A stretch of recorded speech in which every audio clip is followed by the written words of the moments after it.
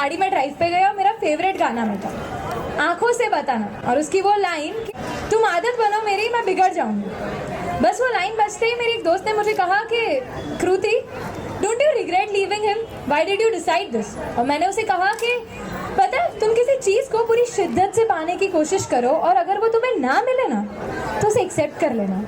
तुम उसके पीछे एफर्ट्स करते हो, हार्ड वर्क करते हो, उसके बाद भी अगर तुम्हें वो नहीं मिल रहा तो कंप्लेंट्स मत करो, क्योंकि कायनात ने तुम्हारे लिए कुछ और अच्छा सोचा।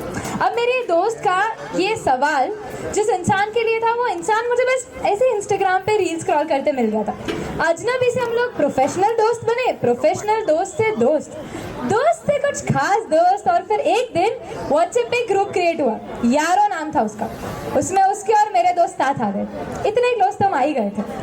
उसको चाय पसंद थी और मुझे कॉफी, उसको दाल चावल और मुझे खिचड़ी। इतने अपोजिट्स थे पर कॉमन बात बस एक ही थी कि हम दोनों फिल्मों के दीवाने थे। उसे एवरी फ्राइडे एक नई मूवी देखने की आदत थी और मुझे मेरी जिंदगी में रोज सुबह उठकर मेरी लाइफ की मूवी को बनाने की आदत थी। मैंने अपने चारों ओर बड़ी सी दीवार क्रिएट करके रखी थी, किसी को करीब नहीं आने देती थी, पर उसके पास एक हथौड़ा था जिसने एक एक ईंट उसने तोड़ी थी।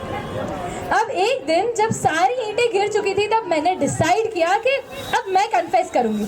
उसने कभी तोहफों से, कभी अल्फाजों से, तो कभी आंखों से अपनी फीलिंग्स बता दी थी। बारी मेरी थी तो उससे थोड़ा डिस्टेंस कर लिया मैंने और डिसाइड किया कि अब मैं सरप्राइज प्लान कर रही हूँ। डिस्टेंस करना इसलिए ज़रूरी था क्योंकि शायद मैं बोल ना दूँ, इसलिए थोड़ा डिस्टेंस था। अब उस चक्कर में मैंने पूरी सरप्राइज की प्लानिंग कर ली थी। एग्जैक्ट उसकी बर्थडे के 4 दिन पहले जब हम पहली बार मिले थे, उस दिन मैं उसे कन्फेस करने वाली थी।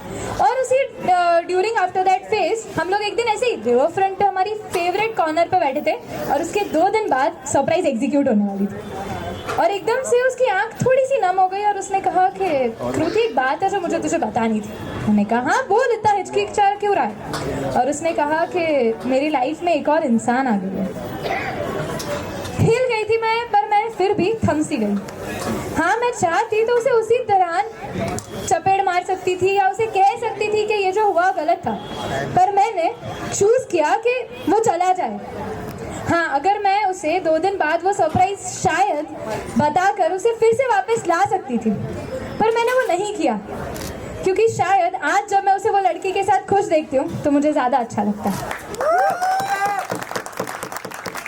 और आज मुझे एक बात पर यकीन हो गया कि उसके मेरे ज़िंदगी से जो मैंने उसको दूर किया वो ज़रूरी था, क्योंकि तब मैं आज यहाँ आ पाई। क्योंकि अगर वो नहीं हुआ होता तो शायद आज भी मैं कहीं खोई हुई सी होती।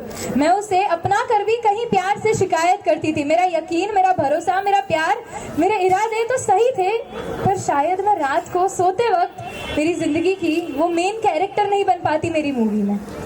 और जब मुझे ये बात रियलाइज़ हुई तब मुझे बस अमनदीप ख्याल की एक लाइन याद आई कि गीत को आदित्य भी ट्रेन छूटने पर ही मिला था, तो शायद ये ट्रेन और वो इंसान छूट जाना ही बेहतर है। मेरी ज़िंदगी में किसी चीज़ का ना होना किसी और नई चीज़ के आने की तो शुरुआत भी तो हो सकता है। That's my time guys, thank you.